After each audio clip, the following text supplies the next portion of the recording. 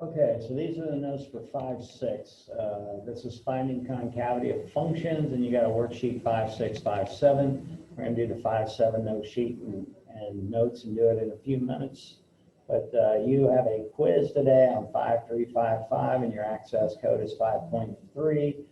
Friday is a Zoom session for questions only from 9 to 9:45. We're going to do nothing new here, but you can get all your questions answered on Fridays. So concavity, what concavity is how does a graph open? What's the curve in it? So concave up is a graph that opens towards the up. It's kind of curving so that it's opening up. This is a concave up. A concave down would be a graph kind of opening down. So if I look at this problem right here, this is concave up because it's opening to the up, and this is concave down because it's opening below. So it tells you right here that the concave down, this is concave down from negative infinity to 1, concave up from 1 to infinity. So we're going to be trying to figure out about concavity in this. So it says the path is differentiable on an open interval, the graph is concave up if f prime is increasing on the interval and concave down if f prime is decreasing. Another way to write this, which I like better, is this. Concave up is when the second derivative is greater than 0. This is going to be our reasoning for concave up. And then the reasoning for concave down is the second derivative is less than 0. So we're going to do test for concavity and make a number line, but now we're going to use the second derivative for concavity. Now, a point of inflection is a place where the graph changes concavity, okay? A point is abbreviated POI. I'll do it like this, and you can do that on the AP test.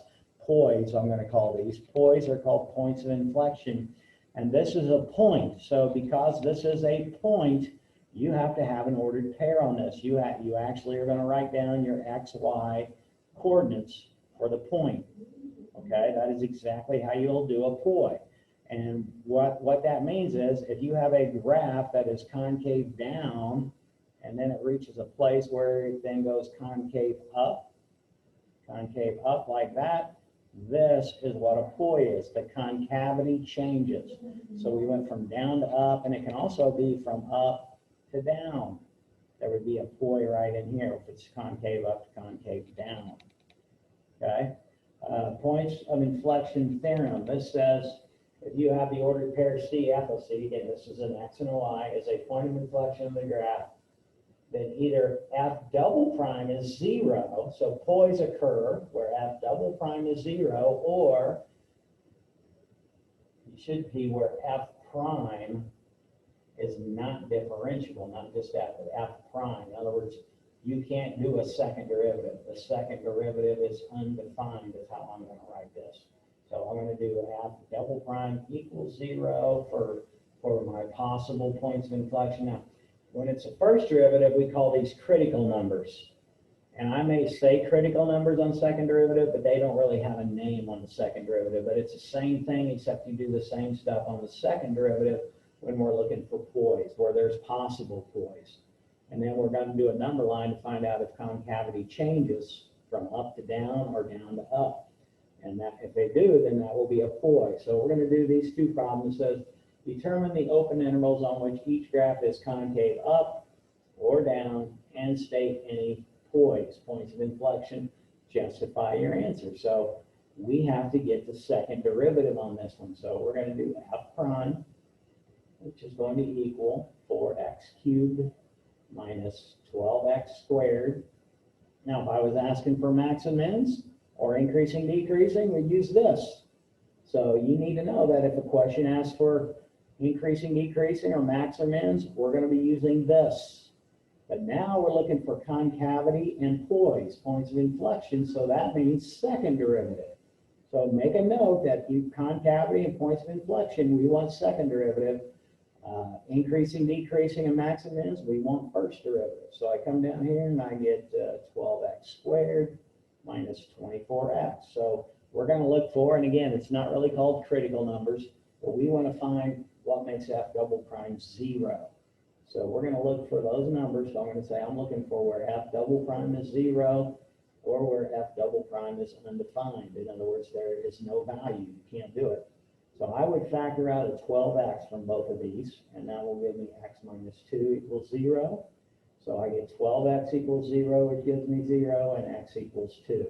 There's no denominators here to make this undefined, so this is none. I can't find any numbers that will give me poise. So I'm worried about 0 and 2, and I'm talking second derivative. So I do my number line again, and now I'm going to do a number line with second derivative. Eventually, we're going to have two number lines. We're going to have an f prime number line and an f double prime number line, because we're going to look for all of the stuff we've been doing. So I'm going to put a 0 here and a 2 here. And now I want to find out where f double prime is positive and negative. So it's the same thing, except I'm using this f double prime instead of f prime. So I'm going to plug in -1 and then we're to the left. And notice there weren't any intervals given up here. So this goes to negative infinity and positive infinity. So what I do is I stick -1 in here, which gives me, I'm going to put a different color. This gives me a negative here. If I put -1 in here, this is negative, so negative times negative is a positive. Then I'm going to stick 1 in. So if I stick 1 in, this is positive, and 1 minus 2 is still negative. A positive times a negative is a negative. And I'm going to stick 3 in, so that's a positive, and this is a positive. Positive times positive is positive. So now I can tell concavity. So I can say F is concave up on negative infinity to 0, and you could put a bracket there, and I'm going to go back real quick and show you something here. Did he write that this morning? Let me see if he did that. Okay, he's using parentheses all the time, and that's what I like using because they don't count that wrong. So keep using parentheses from 0, negative infinity 0, and then 2 to infinity, because this goes out to infinity forever. And the reason is because f double prime is greater than 0 on those intervals. And then we can say f is concave down on the intervals 0 to 2 because f double prime is less than 0 on that interval. And now we need to find poise. So did the signs change? And the answer is yes. Did the signs change here? The answer is yes. So this has 2 poise because concavity went from up to down and then from down to up. So we have to find the poise. So I need to point with the original problem. So I'm going to do f of 0, which is 0. I'm going to do f of 2. Let's see, 2 to the 4th is 16. And 2 cubed is 8. And 8 minus that is negative 32. So this is negative 16. So we would say there are poise at 0, 0, and 2, negative 16, because f double prime changes sign at x equals 0 and x equals 2. Okay? So that would be the reason. That is the justification, is because wherever the second derivative changes sign, that's where poise occur. Okay. And if you put down, I think we better do the answers. All right, we're going to do this one now. So again, I'm doing the same thing, so I got to get to the second derivative. So I would, since this is just a constant, I would rewrite this thing and move that bottom part up to the top. So this would be 6 times x plus 3 to the -1. Because again, quotient rule is a waste when you have a constant. If there was an x up here, I would use quotient rule. So f prime is going to equal, I'm going to take negative chain rule. -1 times 6 is -6. And I'm going to leave the inside the same. I'm going to subtract 1 from the power. And then go and do the derivative of this inside part, which is 1, which changes nothing, so I don't really worry about this part. Now, if I was just looking for first derivative, I'd rewrite this in the bottom, but I need the second derivative, so I'm going to leave it in that form. And I'm going to take negative, again, chain rule, -2 times -6 is 12, leave the inside the same, and subtract 1 from the power. And since I wanted to find where this is 0, I would rewrite this as a fraction. So now I'm going to find, again, they're not called critical numbers, but it doesn't hurt to call them that. So I'm going to find where f double prime equals 0. So that's where 12 equals 0. Because remember, you just use the top part, because when you multiply that over, it's gone. This is never true, so I get nothing from there. Then I want to find where f double prime is undefined. So that's when the denominator is 0. So I would write x plus 3 cubed equals 0. Cube root each side, so where x plus 3 equals 0. So where x equals -3. So that is where the critical number is, although it's not really a critical number. So again, I'm going to do a number line. I'm going to stick -3 here. And this is my f double prime, because I want to know where's the function positive, where's the second derivative positive and negative. So again, I'm going to use this thing right here. Well, 12 is positive forever. So I'm just going to put a plus in the top. And now I'm going to plug in -4. If I take -4 and 3, that's -1 cubed is a negative. So I get a negative here. If I plug in -2, that's 1 to the third, which is a positive. Positive over positive is positive. So then I get to say f is concave up on the interval negative. Oh, sorry, I did. Let's do concave down. So it's negative first. Concave down on the interval from -infinity to -3, because f double prime is less than 0 on that interval. I should have said on. -infinity to -3. And then I would say f is concave up on the interval -3 to infinity, because f double prime is greater than 0 on -3 to infinity. Now looking at this right now, it sure looks like I got a point of inflection here. So I'm going to find my f of -3. So I'm going to do f of -3. So when I plug that in, I'm going to get 6 over -3 squared plus 3, which is going to equal 6 over 9 plus 3, which is going to end up being 6 over 12, or 1/2. Seems like that last So round was a I little have- bit harder. I have a Congratulations to Erica Gleason at for being the first person to respond to the most -3, correct 1/2, answer. Erica come down and pick your prize, and f you get double the chance. prime, Everyone else, change get the ready for round sign. 4. change the sign at x equals -3. And that's that problem. I got one more to go here. And I apologize for the music, but I got no choice. We have to do quotient rule here. So I'm going to do f prime is going to equal, and I do the bottom times derivative of the top minus the top times derivative of the bottom all over the bottom squared. Now, what I would do here is I would simplify this top part. So I guess we'll distribute the 2x in there. So we'll get 2x cubed minus 8x.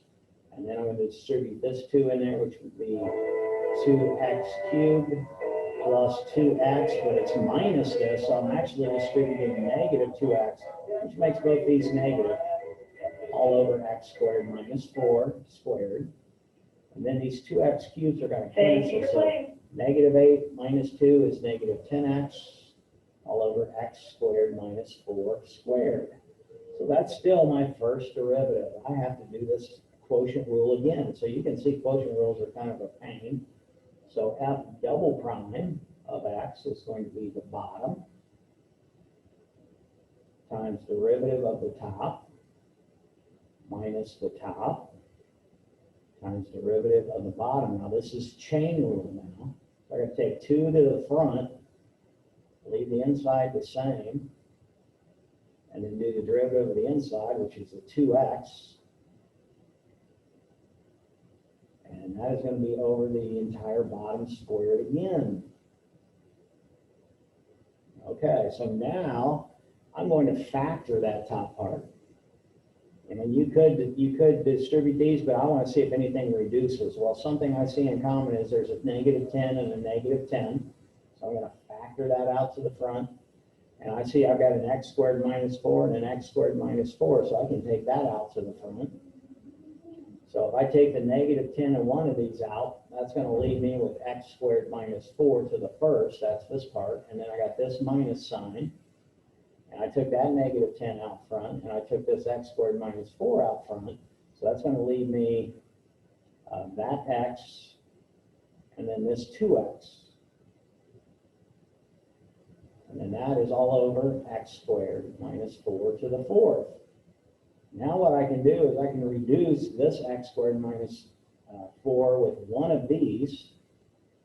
And then over here, I'm going to combine these, get these together and get like terms. So I'm going to be, and like I said, the more derivatives you do, the bigger pain it is. So I'm going to go ahead and do this here because I'm running out of room. So this would be, that minus sign would be minus 2x squared right there. So what I got here is I got a -10 out front, and then I've got x squared minus 2x. That's -2x, no, -1x squared, because x squared minus 2x squared is 1, -1. And then I got a minus 4 here. So before I finish this up, I would probably factor out another negative from both of these. So that's going to make that a +10. And inside here, I'm going to have x squared plus 4 all over x squared minus 4. So we have finally gotten to our second derivative right here. So I want to know where the second derivative equals 0. So I take the top part and set it equal to 0 and solve it. So you divide by 10 and that goes away. Then you subtract 4. And then we got Mr. Downing's friends because you square root a negative, which gives you 2i, but since that's negative, I get none from this one because they're imaginary. And then I want to know where the f double prime is undefined. And that's going to be where x squared minus 4 is 0. So you add 4 over and you square root, and we get a positive and -2. So I do a number line, and I got a -2 here, and I got +2 here. And I want to know what this is going to be on each side. This is f double prime again. So if I plug in -3, that's going to be a +9. As a matter of fact, if you look, if you square any number, you get a positive on top no matter what. If I square -3, 9 minus 4 is a positive there, so this is positive. Plugging zeros in, I still get positive, but on the bottom it's now a negative. And if I put 3 in, that's still positive, and this is positive again. So we would say, and I'm out of time because I'm supposed to be doing another class, I'm just going to tell you, we would say the function is concave up from -infinity to -2 and 2 to infinity because f double prime is greater than 0. Concave down from -2 to 2 because f double prime is less than 0. Now it looks like we have 2 points of inflection. But if you remember the original problem, which I got to go back up and look at it real quick, is x squared plus 1 over x squared minus 4. Well, we got a problem. If I plug -2 in, that gives me an undefined. And if I plug 2 in, that gives me undefined, which means there are no poise because there is no point at -2 and 2. Have a great day, and I will see you later.